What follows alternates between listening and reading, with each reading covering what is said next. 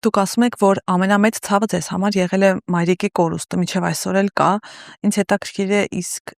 քույր եղբայր ունենալուն այդ իրենց սիրո պակասը ձեր մոտ ինչ խնդիր է առաջացրել, ինչ ցավ է տվել ձեզ։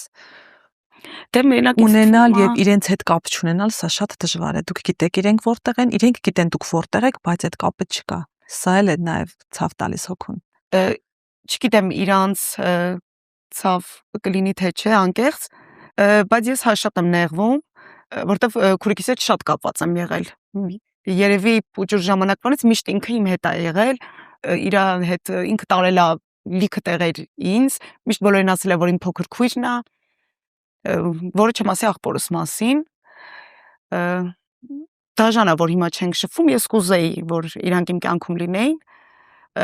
բայց որ երկուսն էլ ոնց որ